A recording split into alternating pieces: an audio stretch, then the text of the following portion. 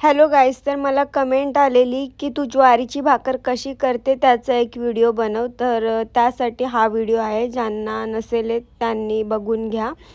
तर ज्वारी आपल्याला जेवढं पाहिजे तेवढं ज्वारीचं पीठ घ्या आणि पाणी थोडं थोडं टाकून त्याला मळून घ्या. खूप जास्त पण सॉफ्ट नाही पाहिजे आणि खूप जास्त पण कडक नाही पाहिजे आणि त्याला मस्तपैकी चांगलं मळून घ्या. काही काही लोक एक एक भाकरीचं करतात, पण मला जेवढं लागतं ते एकदमच मळून घेते. परत परत नाही मळत. मग एकदम मस्त मळलं की हे बघा, अशा प्रकारे त्याचा गोळा झाला पाहिजे. तुम्हाला समजत असेल याची कशी थिकनेस आणि काय. त्यानंतर हे माझ्याकडे लाकडाचे, तुम्ही परादात पण घेऊ शकता. फक्त ते खालचं सरफेस ड्राय पाहिजे, नाही तर तुमची भाकर ना सरकणार नाही. मग त्याचा एक गोळा बनवून घ्या आणि पिठामध्ये टाका. या भाकरीला ना सुकं पीठ आहे ना ते जास्त लागतं, म्हणून त्याला नीट त्याची कोटिंग करून घ्या आणि ज्या आपण परादीत किंवा लाकडाच्या ज्या करतोय त्याच्यावर चांगलं पीठ टाका, म्हणजे भाकर सरकेल. असा एक गोळा तयार करा, एक जसा आपण नेहमी दुसऱ्या भाकरींसाठी करतो तसा. आणि ह्या पिठाला खालच्या साईडला जास्त पीठ लावायला लागतं, त्याशिवाय भाकर सरकत नाही.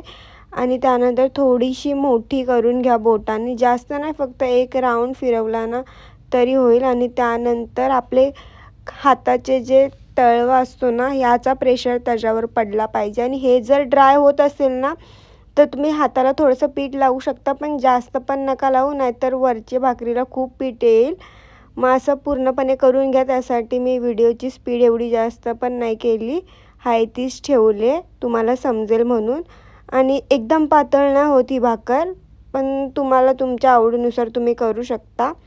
आणि ही भाकर झाल्यानंतर हिला जास्त करून माझा नॉनस्टिकचा तवा आहे, ॲल्युमिनियमचा तवा वापरतात, जेणेकरून भाकर खाली चिटकून राहील, पाणी लावताना ती सरकणार नाही. पण माझ्याकडे नाही आहे म्हणून मी नॉनस्टिकच्याच तव्यात करते.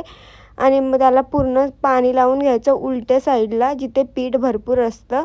मग ते जरासं सुकलं ना की भाकर एक साईडने पलटी करून घ्यायची. तवा जास्त तापलेला आहे म्हणून मी लगेच पलटी केली. कमी तापलेला असेल तर ते पाणी सुकेसपर्यंत ठेवायचं. मग त्याला पलटी करून घ्यायचं आणि त्या बाजूला पण मस्त पूर्ण पाणी ड्राय होईल आणि थोडेसे असे डाग पडतील तेव्हा भाकर उलटं करायची. आणि तुम्ही बघू शकता भाकरीला न काय करता भाकर एकदम मस्त फुगलेली आहे. आणि जे साईड्सला पूर्ण शेकून घ्यायची, की कुठे कच्ची वगैरे राहिली असेल तर होऊन जाईल. तर एकदम इझी आहे, फक्त याला प्रॅक्टिसची गरज आहे. व्हिडिओ आवडला असेल तर लाईक, शेअर आणि सबस्क्राईब नक्की करा.